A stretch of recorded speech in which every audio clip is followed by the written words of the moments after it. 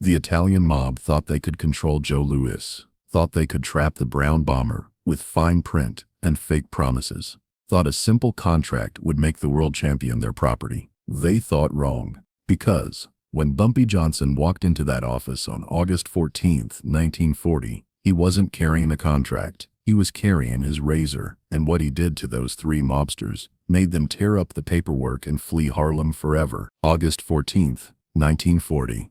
Harlem, New York. The summer heat was thick in the air, but the tension inside that cramped office was even thicker. JoeLouis was 26 years old and the most famous black man in America, the heavyweight champion of the world, the brown bomber, the man who'd knocked out Max Schmeling in front of 70,000 people at Yankee Stadium and proved to the world that black excellence couldn't be denied. That fight wasn't just boxing, it was America versus Nazi Germany, democracy versus fascism. In the ring, JoeLouis was invincible, lightning-fast hands, devastating power. Outside the ring, he was a target because Joe had a problem that plagued successful black men in 1940. He was making money, serious money, but he didn't know how to keep it.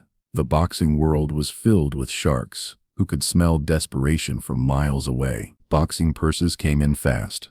$100,000 for a title defense, more money than most families saw in their lifetimes, but it left even faster. Taxes ate chunks. Family members appeared with their hands out. Hangers-on promised investments that vanished like morning mist. Joe was getting rich and going broke simultaneously, trapped in a cycle that had destroyed champions before him, and the Italian mob saw an opportunity. On this August afternoon, Joe was sitting in a small office on 25th Street. Not a gym, not a training facility, just a cramped room above a barber shop, with peeling paint and a single desk. Across from him sat three men in expensive suits that cost more than most Harlem families made in a year. Vincent Gallo, mid-50s, silver hair slicked back with pomade, the kind of smile that made promises it never intended to keep. He'd been running scams since Prohibition, evolving from bootlegging to investment fraud. Frank, the fixer, Marino,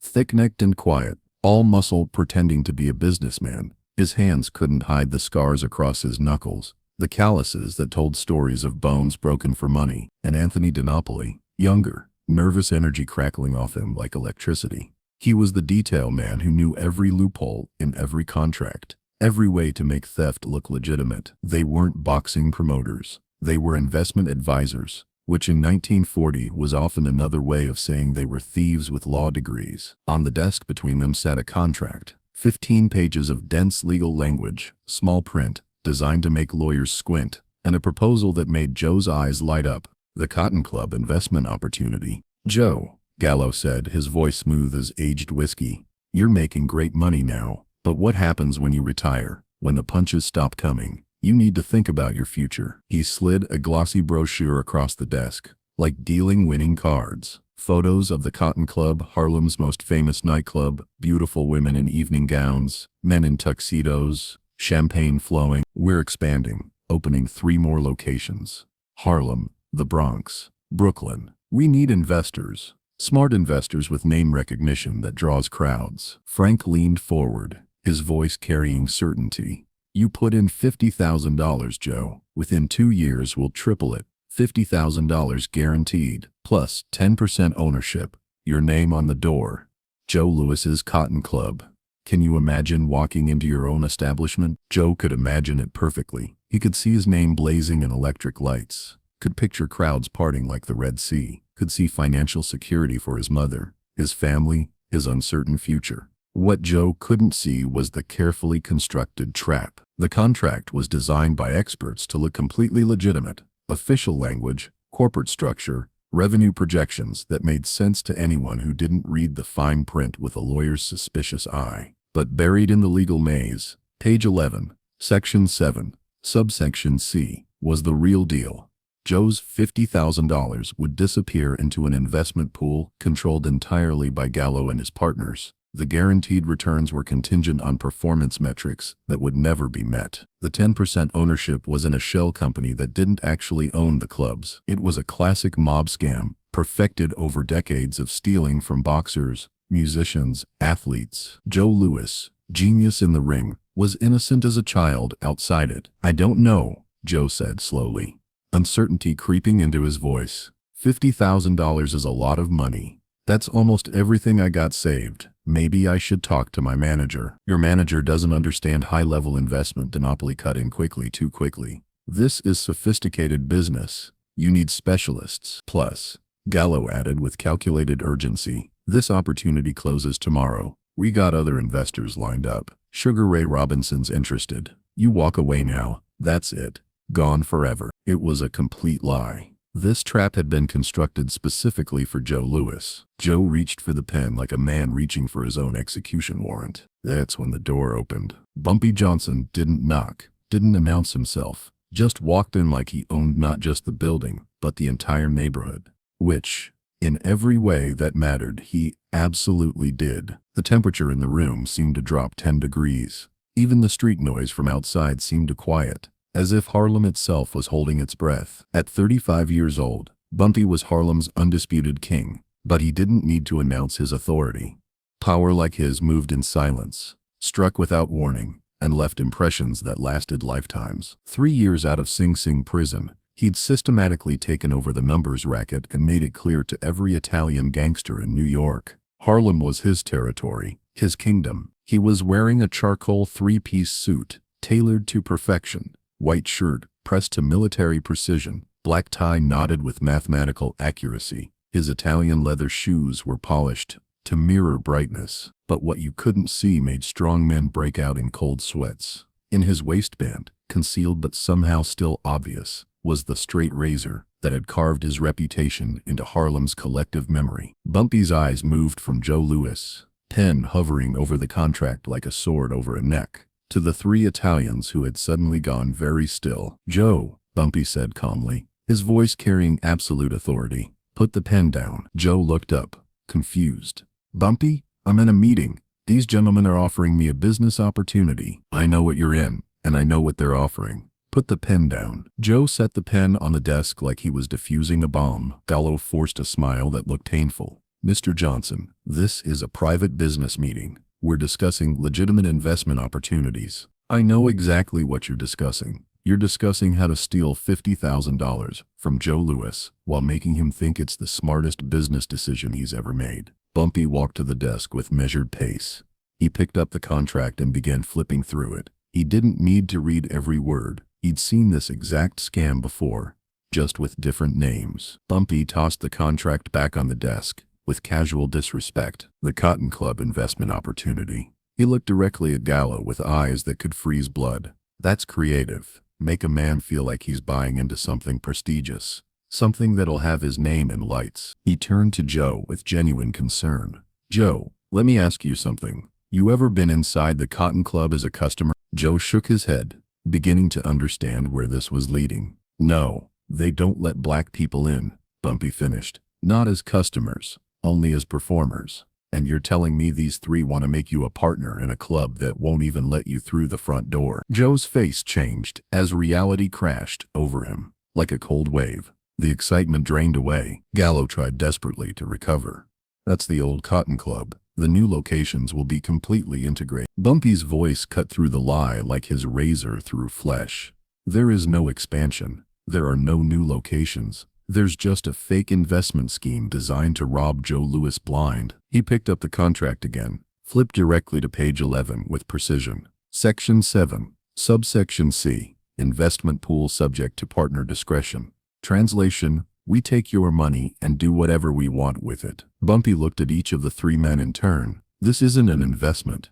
It's a trap. Frank Marino's jaw tightened, his businessman facade cracking to show the street enforcer underneath. Look, Johnson, we're legitimate businessmen. We're offering a real opportunity. Bumpy pulled out his razor. Not fast, not threatening, just slow and deliberate, like checking his pocket watch. He placed it on the desk, still in its leather sheath, right next to the glossy Cotton Club brochure. The contrast was stark and terrifying. The room went absolutely silent. Let me tell you what's legitimate, Bumpy said quietly, his voice carrying absolute authority. JoeLouis is Harlem's champion.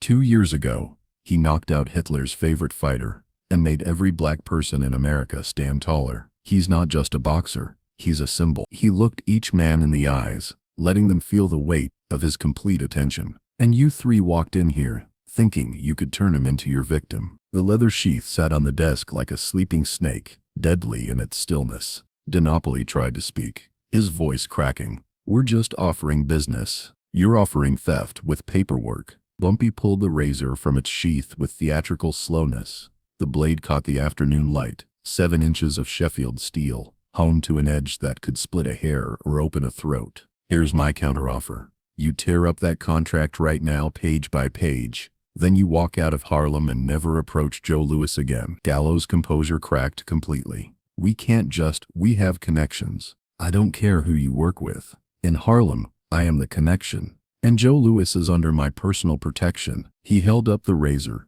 letting light play across the blade.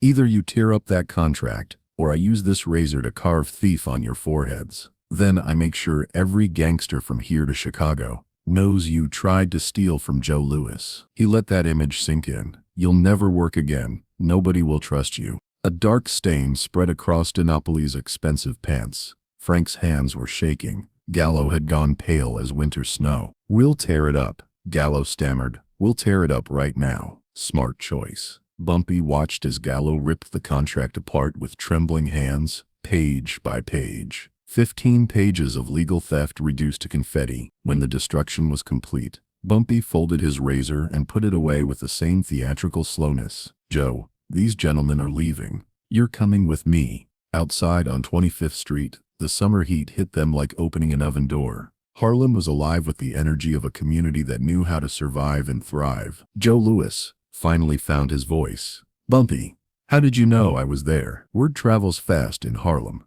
Bumpy said, lighting a cigarette. Someone saw you going into that office with 3 Italians in suits. That got back to me in 10 minutes. They walked down the street, people nodding respectfully as Bumpy passed. Not gestures of fear, but acknowledgments of genuine respect. I almost signed it, Joe said quietly, shame in his voice. I thought it was real. I thought I was being smart. Bumpy stopped walking and faced the heavyweight champion. Joe, you're the best fighter in the world, but the world outside the ring is more dangerous than anything you'll face inside it.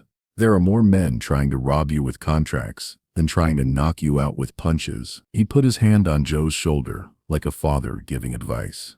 You want to invest? Fine, but get your own lawyer. Someone who works for you, who reads every word. You don't sign anything unless you understand every sentence. And Joe, remember something. You're not just JoeLouis the boxer. You're JoeLouis the symbol. Every black kid in America looks at you and sees possibility. You have a responsibility to stay smart, stay free, stay in control. Joe nodded. Why'd you help me, Bumpy? Because when you knocked out Schmeling, I felt it too. When you stand in that ring, representing us, you're representing me, and I protect what's mine. Bumpy smiled slightly. Besides, Joe, I'm a criminal. I break laws. I hurt people. But you know what I don't do? I don't steal from my own. I don't trap heroes. Vincent Gallo, Frank Marino, and Anthony DiNapoli left Harlem that afternoon and never returned. Word spread through New York's underworld. JoeLouis was untouchable. Bumpy Johnson had drawn a line. JoeLouis went on to defend his heavyweight title 25 times over the next decade. He made millions and became one of the most beloved athletes in American history. And yes, he had financial troubles later in life. Bad investments, the IRS, the problems that plagued many athletes. But he never fell for a scam again. Because Bumpy Johnson had taught him to read the fine print. Years later, in 1962, a reporter asked Joe, "You had a long career. A lot of people tried to take advantage of you. How did you stay smart?" Joe smiled that gentle smile that had charmed America. I had a friend who looked out for me when I didn't even know I needed looking out for. Who was this friend? If you're from Harlem, you know his name. What matters is he taught me that being strong in the ring isn't enough. You gotta be smart outside the ring too. In 1981, JoeLouis died. At his funeral, a letter was found, written years earlier and meant to be opened after his death. It was addressed to Bumpy Johnson. You saved me from thieves in suits. You taught me that not every smile is friendly and not every opportunity is real. You showed me that strength isn't just about hitting hard. It's about knowing when to walk away. I never properly thanked you, So I'm thanking you now. You weren't just the king of Harlem, you were my protector. And I owed you everything. Bumpy never saw that letter. He died, but the people who knew both men understood what that August day in 1940 was really about. It wasn't about a contract or 50. It was about a principle. Harlem protects its own. Heroes don't get robbed on our watch. And anyone who tries learns the hard way, one razor cut at a time. If this story of protection, wisdom, and power moved you, hit that subscribe button and smash that like. Share this with someone who needs to understand that the biggest threats don't come from fists, but from contracts and fake promises. Drop a comment. Have you ever almost fallen for something that seemed too good to be true? Let's keep these untold stories alive. Bumpy Johnson protected Harlem's legends, and their stories deserve to be remembered.